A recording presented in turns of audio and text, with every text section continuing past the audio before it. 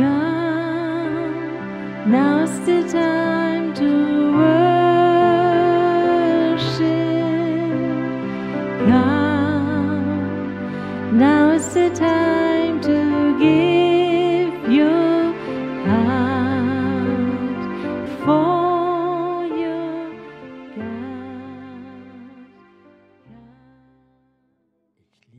God. J'aime ta présence. J'espère que toi aussi, soyez les bienvenus pour notre culte. Courte information pour ceux qui ne savent pas encore. La semaine prochaine, je suis en Suisse, de mardi à samedi. Et si vous allez sur YouTube, sur Taibereisen, vous allez me trouver, m'entendre et me voir. Et je me réjouis d'être en Suisse, de les bénir. C'est des gens que j'aimerais vraiment bénir quand je suis là-bas. Et quand ils chantent en Suisse, Schweizerdeutsch, mon cœur s'ouvre. Bon, j'ai fait les annonces, maintenant c'est bon. J'ai un message pour vous. Un message tout simple. Et j'aimerais parler de Caïn et Abel. Et j'aimerais commencer comme ça. Pour ceux qui ne savent pas, j'ai été élevée dans un milieu croyant depuis des générations, très croyant. Et très tôt, j'ai entendu cette histoire de la Bible, Caïn et Abel. Et en tant qu'enfant, quand j'avais 5, 6 ans ou 4 ans, j'ai entendu cette histoire et elle m'a vraiment très impressionnée. Et quand j'ai entendu cette histoire, il y avait toujours quelque chose en moi. Je voulais être un Abel. Je voulais être quelqu'un qui donne quelque chose à Dieu et il me regarde et il est rayonnant et il me remercie et oh, mon Pierrot m'a donné quelque chose. Oh, je voulais être un Abel. Et de tout cœur, je voulais pas forcément être tué, mais je voulais être un Abel. Donc j'avais souhaité toute ma vie d'être un Abel. Et comme j'ai grandi dans un milieu très, très croyant, mon papa est très croyant, c'était un homme très pieux. Et quand j'allais à l'école, il me disait « Pierrot, tu n'as pas besoin de toujours avoir de très bonnes notes. Tu peux aussi avoir de mauvaises notes en histoire, en mathématiques, en allemand, en français. Ça, c'est pas tellement grave. Mais dans le comportement, là, en tant que chrétien, il faut avoir un 10 sur 10, une très bonne note. » Chez moi, c'était l'inverse. J'avais partout de bonnes notes, mais dans le comportement, c'était très grave. Je suis même rentrée avec des zéros. Et mon père était entre fâché et dépressif. Je voulais être cette Abel, mais j'étais l'inverse. Je ne sais pas, parce que j'aimais bien, en fait, faire des bêtises. Quand il y avait une bêtise à faire, moi, j'étais le premier pour ça. Il y avait quelque chose en moi comme ça qui était rebelle. Et pendant toute ma scolarité, même plus tard encore, mon comportement, c'était toujours une catastrophe. Si tu connaissais beaucoup de pasteurs ou t'en connaissant des centaines, je serais sans doute pas le meilleur dans le comportement. C'est comme ça, en moi, ça. Et je sais que de ma nature-là, je ne suis pas un Abel. J'aimerais être un Abel, mais je n'en suis pas. Et maintenant, j'aimerais t'expliquer pourquoi. Peut-être qu'il y a des gens qui regardent et qui disent « Oh, je suis un descendant, c'était un Abel ». Aucun de nous n'est un descendant sur la terre d'Abel. Tu sais pourquoi? Parce qu'il a été tué. Il n'a pas de descendant. S'il avait un descendant ou des ascendants, alors on serait plutôt, nous, des descendants de Caïn. Oui, si c'était comme ça, donc je vais essayer de défendre Caïn. Est-ce qu'on peut défendre Caïn? Je veux dire, bon, je suis sûre que Caïn a été sans doute une personne agréable. Je crois que Caïn, quand tu n'avais pas de problème, bon, si tu es de son opinion, tu pouvais sans doute boire un verre de vin ou de bière avec lui. Tu pouvais sans doute te promener avec lui. Peut-être vous avez les mêmes hobbies. Ou peut-être lui s'est converti, il va dans une église.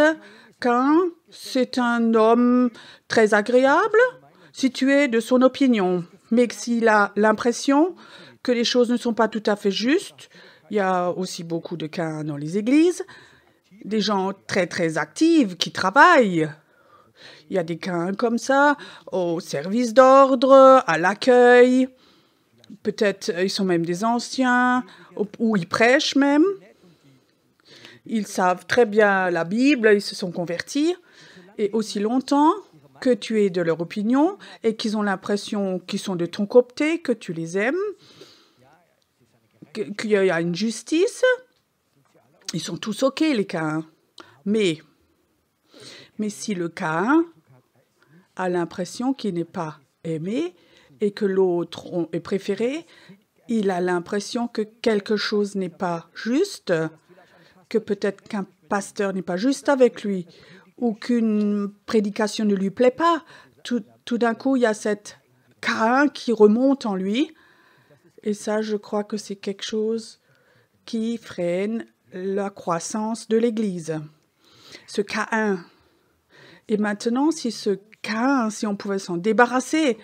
Bon, avant, je rêvais courtement comment ça c'était si j'étais pasteur où il n'y avait que des Abel. Tu peux imaginer l'adoration. Plus personne ne réclame, c'est trop fort, c'est des vieux chants, des nouveaux. Il ferait que de l'adoration, il ferait des offrandes, il ferait tout une église pleine d'Abel. Ça, c'est un bout de ciel ici sur terre. Et malheureusement, c'est pas comme ça. Il y a une possibilité qu'on jette les Caïns dehors ou le convertisse. Si je peux donner comme ça un conseil au pasteur. Mais le Saint-Esprit est là pour les Caïns et pour les Abel. Et maintenant, il y a le problème. Tu sais très bien, il y a ce Caïn en toi. On a l'ADN de Caïn, mais pas de Abel. Et maintenant, tu es devenu chrétien, tu sais ce que la Bible dit, et tout d'un coup, tu remarques tout ce Caïn, tous ces réflexes sont en toi.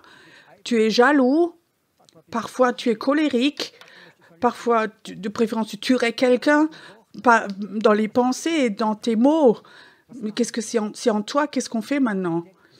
Et on pense, on est chrétien, on est appelé de Dieu. Et tout d'un coup, on pense, c'est pas juste. Et ce frère est béni, et celui-là, il est préféré. Et moi, c'est de nouveau la même chose pour moi. Maintenant, on est de nouveau au point, on a ce problème. Je suis jaloux, je suis colérique, tous ces traits de caractère sont là. Et dans la Bible, il est écrit, il faut tuer Caïn. C'est possible, donc j'ai ramené quelque chose. Pas peur, c'est juste un couteau de cuisiner, je vais essayer de tuer Caïn. Je vais tuer mon Caïn.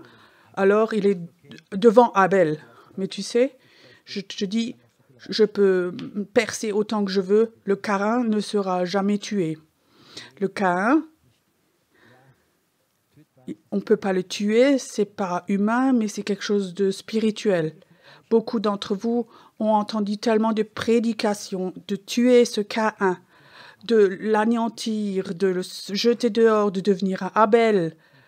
Parfois, on a eu l'impression qu'on a réussi, mais cet Abel, c'était pas un Abel de l'esprit, mais c'était plutôt un esprit religieux. Et alors, il y a une première pression, une première injustice, une différence d'opinion, et que les gens ont une opinion complètement différente. Et tout d'un coup, ce Caïn remonte à nouveau. Et aujourd'hui, j'ai discuté avec des gens sur ce thème du vaccin, même dans les églises. Il y a vraiment une fissure sur ce thème. Tout d'un coup, les gens sont les uns contre les autres. Les deux groupes, il y en a qui sont pour, il y en a qui sont contre. Tout d'un coup, il y a un Caïn qui se lève en face des autres. Je crois que les Abel n'auraient pas de problème si c'était tous des Abel. Ils pourraient se bénir. Mais maintenant, ce Caïn est en nous. Mais l'histoire continue. Et c'était tellement grave que même qu'il y a eu une inondation que pour tuer tous les Caïns, à part Noé et toute sa famille. Parce que le péché s'était tellement répandu, mais ça a de nouveau commencé. La loi était de nouveau là, mais la loi n'enlève pas ce Caïn. Et ça n'a pas marché non plus. Et après est venu, il y a 2000 ans, un nouvel Abel. Qu'est-ce que pouvait faire cet Abel? Abel a amené un sacrifice de son cœur. Et alors, il y avait ce nouvel Abel, un super Abel. C'était ce Jésus. Il a amené l'offrande à son Père. Son offrande, c'était sa vie pour que les Caïns ont le droit de vivre. Vous savez ce qui est très grave chez Caïn, la malédiction de Caïn? Tu l'as fait. Le sang de ton frère crie du champ jusqu'au ciel et maintenant sois maudit. Ta terre sera maudite et ne va plus porter de récolte. Tu vas toujours être en fuite. Une autre version dirait tu ne serais jamais en paix. Cette nature d'Abel et cette nature qui a toujours cette impression qu'il y a toujours une défaite. Il faut que tu travailles à la fin du mois, il n'y a rien et pourtant tu t'es donné tellement d'efforts. C'est vraiment un travail très dur toujours. Mais Dieu a donné la bénédiction. Si cette nature de Caïn doit donner des fruits, tu n'auras plus de paix. Si quelqu'un vit dans le péché et que le péché est en toi, tu sais, souvent on ne voit pas le péché chez les gens parce que ça commence dans le cœur. Mais les gens qui ont péché dans le cœur, ce Caïn qui a fait le péché, peut-être où le sang innocent crie, qui était innocent, cette femme était innocente, toi tu n'étais pas juste avec moi et toi, ça donne quelque chose, tu vas baisser ta tête et tu vas avoir une malédiction sur toi et tu ne vas plus trouver de paix. Je connais tellement de chrétiens, ils sont hyper actifs, ils courent d'une conférence à l'autre, ils font une chose après l'autre, ils ne retrouvent pas la paix. Ça, c'est cette malédiction de Caïn. Ils commencent d'être Abel, mais ils n'arrivent pas à être Abel. Moi, j'ai arrêté dans ma vie d'arrêter de tuer Caïn dans ma vie. Ça ne m'intéresse plus. J'essaie simplement d'enlever mon regard de ça, parce qu'il y a 2000 ans, un nouvel Abel est venu, Jésus-Christ, qu'est-ce qu'il a fait? La malédiction du péché, il l'a pris sur lui.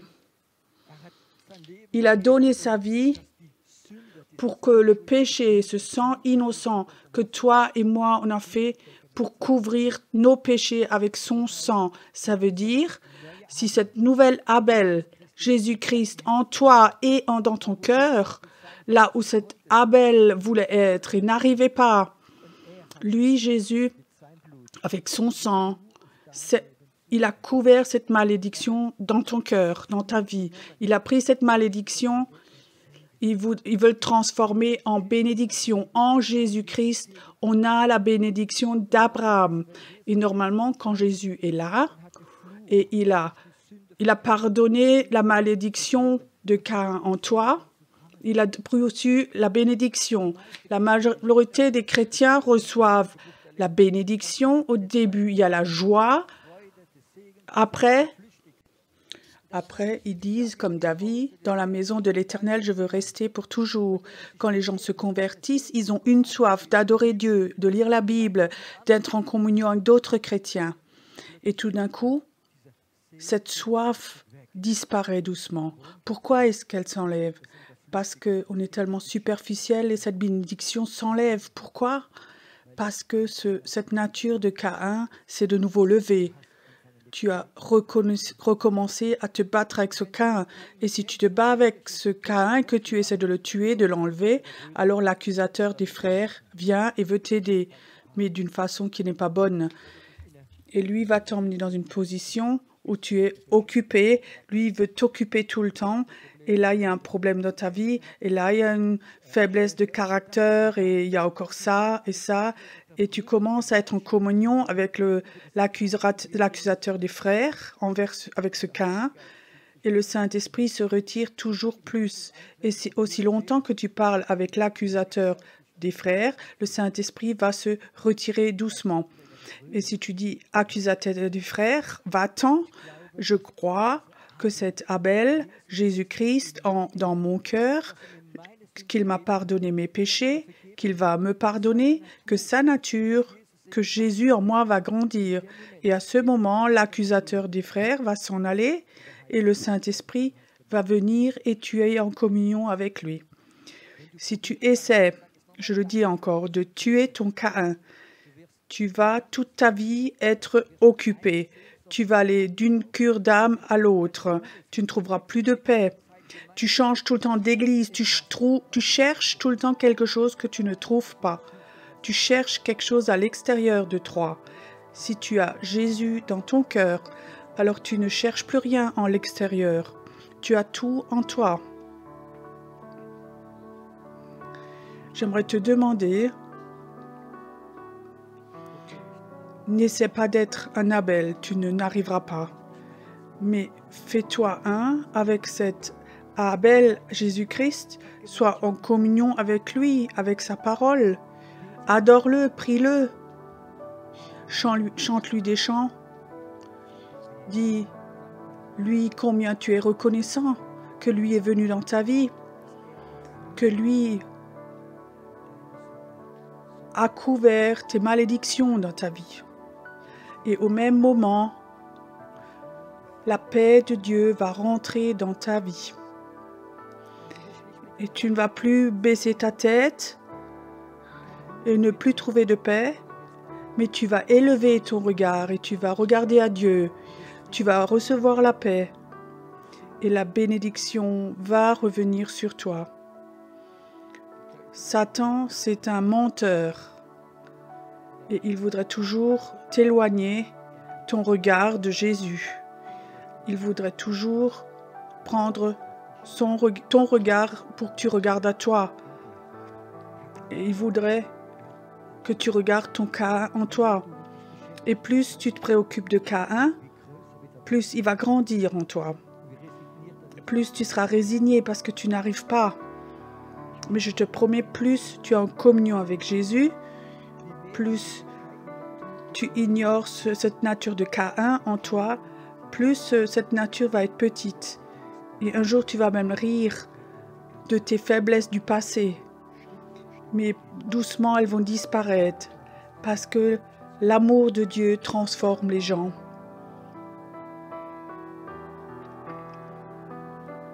Est-ce que tu voudrais être en communion avec l'accusateur des frères, avec ce sang innocent, ou est-ce que tu veux être en communion avec le Saint-Esprit, avec sa parole? Le Saint-Esprit, il va toujours glorifier Jésus-Christ. Le Saint-Esprit, il va toujours amener ton regard vers Jésus. Alors tu vas voir comme il va faire ce merveilleux travail en toi, cette transformation en toi. Beaucoup de chrétiens discutent, est-ce qu'on doit dire le réveil vient ou la transformation vient? La transformation, c'est quelque chose que le Saint-Esprit fait en nous. Et c'est bon que les chrétiens connaissent cette transformation, cette métamorphose. Mais c'est aussi bon que ceux qui dorment, qu'ils soient réveillés. Le réveil, c'est pour ceux qui dorment et on les réveille. Et de dire, hé, frère, sœur, lève-toi. Éveille les pécheurs. Mais je crois qu'on a besoin des deux. Mais cet après-midi, j'aimerais parler de cette transformation. Cet Abel en toi. Celui qui va te métamorphoser. Jésus en toi. Il y a une expression que ma maman disait souvent. Pierrot, dis-moi avec qui tu passes ton temps et je vais te dire qui tu es. Et elle voulait toujours me prévenir pour que je sois avec des gens corrects et pas avec des amis qui volent ou qui font des choses graves dans la vie. Avec ceux que tu es, avec ceux que tu passes du temps, on voit qui tu es. Si tu passes du temps avec Jésus, alors tu vas devenir de plus en plus comme lui et tu es chrétien. Est-ce que tu passes du temps avec l'accusateur des frères, avec ce Caïn? Alors, tu vas être un chrétien plein de chair comme un Caïn qui n'arrive jamais à trouver la paix. Peut-être que ça fait clic en toi maintenant. J'aime quand les gens lisent la Bible, quand ils entendent la parole de Dieu, et il y a un moment où l'onction est là et ça fait clic, et tu dis, waouh, j'ai compris. Il y a comme ça des clics, pas dans la tête, mais des clics comme ça surnaturels, où tout d'un coup, en toi, tu le sais, j'ai compris maintenant. Là, je perdais mon temps. Et si ce clic s'est passé en toi et tu as compris, ça ne suffit pas que tu aies compris. Il est important de faire un pas, d'aller vers Dieu et de dire Dieu, j'ai compris. Je te le promets. Je veux être en communion avec toi, avec ce super Abel, avec ce Jésus, ce Fils de Dieu en moi. Et lui va te transformer. Et je vais être en communion avec le Saint-Esprit. Je vais l'inviter.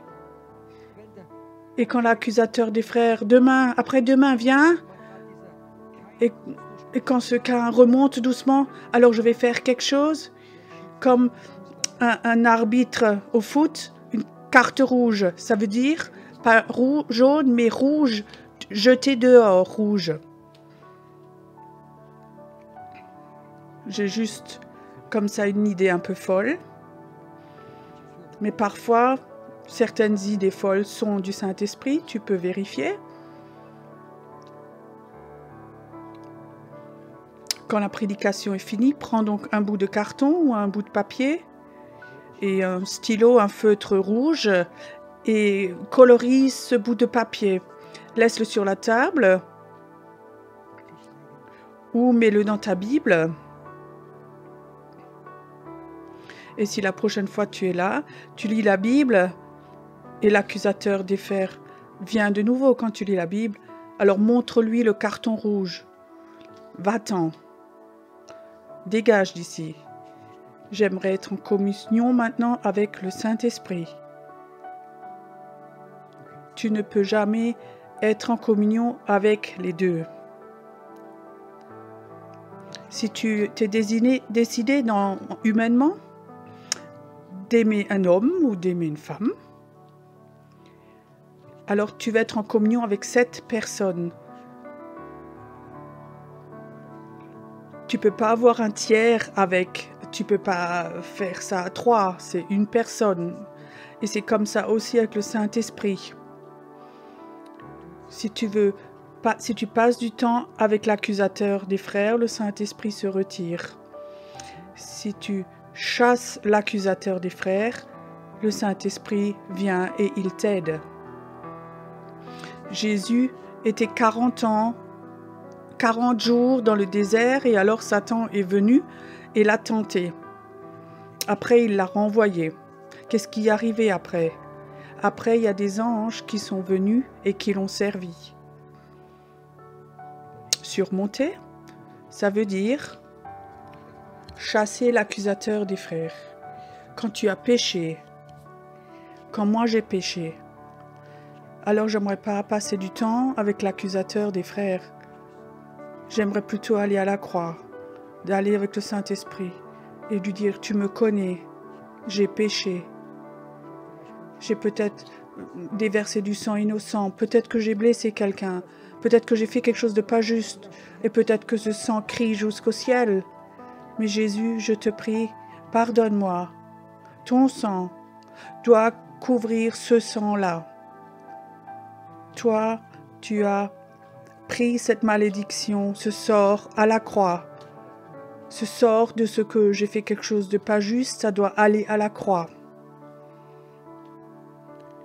Tu peux maintenant faire une chose. La porte de l'Esprit est ouverte maintenant. Et si tu as Jésus, alors Abel est en toi. Et ça te rend heureux. Et peut-être que tu es là et tu ne connais pas vraiment Jésus, mais tu as envie d'être un Abel, un qui plaît à Dieu. N'essaie pas par les œuvres, ça n'ira pas. Mais tu peux que plaire à Dieu, dit la Bible, par la foi. La foi veut dire, je crois que toi, Jésus, tu as payé pour mes péchés. Je crois que toi, tu es le Fils de Dieu. Tu as pris mes péchés, tu les as portés, je te les donne.